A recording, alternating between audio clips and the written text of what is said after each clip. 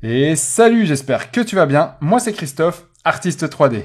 Dans cette nouvelle vidéo, on va voir ensemble comment facilement positionner tes mains. Allez, c'est parti.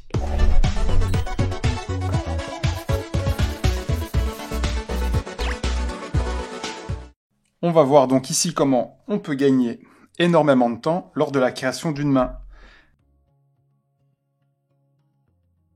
Notamment si pour plus tard vous avez besoin donc d'une main générique que vous aurez créée comme ceci, afin de pouvoir la mettre dans plusieurs poses différentes assez facilement. Donc ici vous verrez, j'ai créé là un doigt.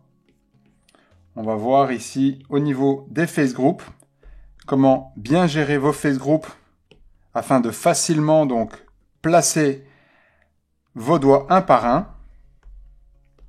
Donc voilà, vous mettez un face group à la base et entre chacune des phalanges, donc aux articulations. Donc ce qui va nous permettre comme ceci, donc je vais en faire un au départ. Ici il y a déjà un multirez, tout simplement pour le détail. Donc ce que je vais faire, je vais cloner, voilà ici, ce doigt-là, comme ceci. Je vais donc aller dans les calques, je vais supprimer ce calque.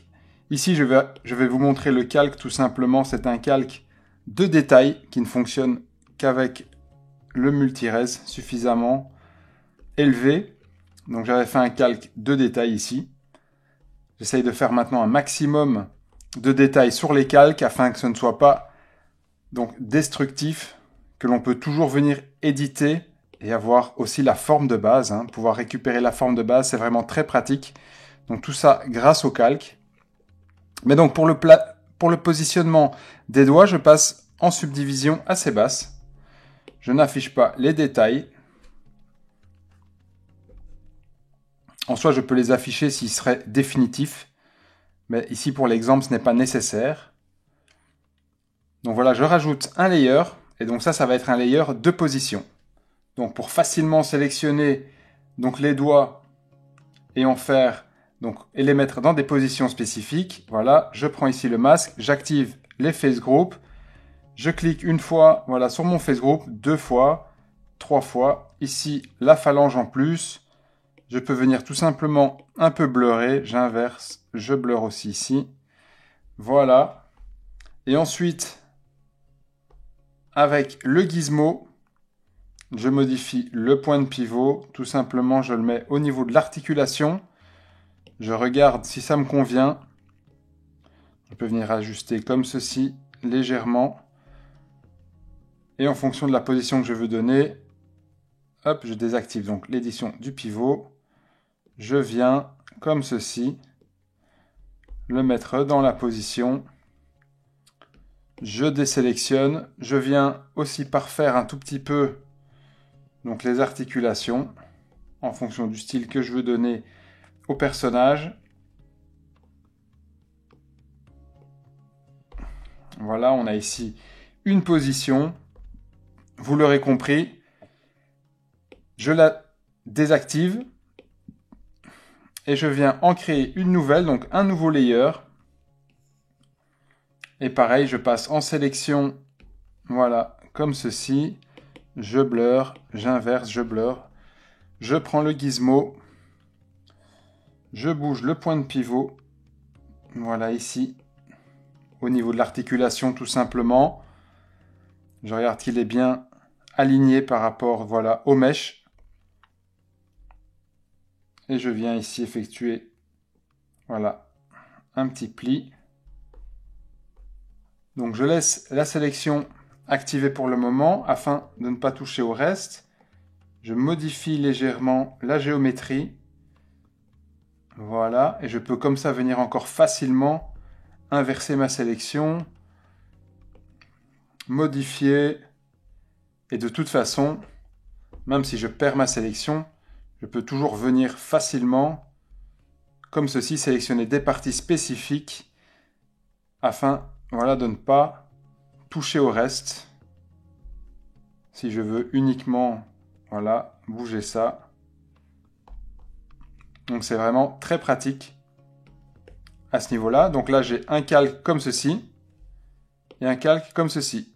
Combiné, voilà, ça donne ça. Donc là, on voit directement que ça s'additionne. Vous voyez, ça a scalé ici. Donc là, c'est bien. Si c'est nécessaire de combiner ces deux poses spécifiques, voilà, vous passez comme ceci. On blur, on inverse, on blur. Et on peut venir alors comme ça, remettre le point de pivot. Et voilà, je scale légèrement en fonction de ce que j'ai besoin. Et si ça a trop déformé mon objet, comme je le vois ici,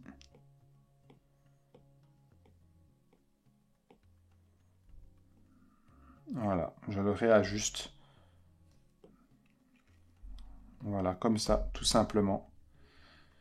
Alors je vais voilà, venir désélectionner, je vais réactiver le multi-res et venir voir ce que ça donne au niveau voilà, du détail. Ça se passe plutôt bien.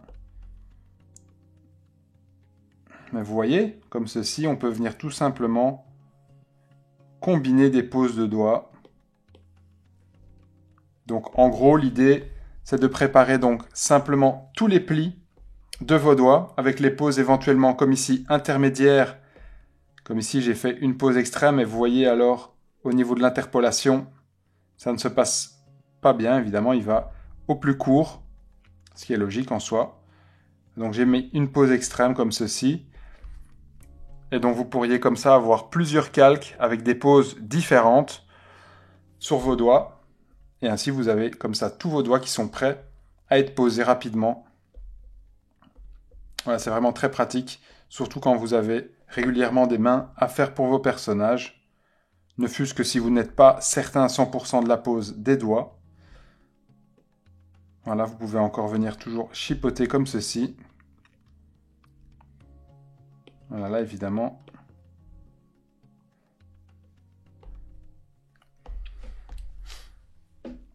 C'est à vous de voir au niveau de l'échelle ce que vous préférez.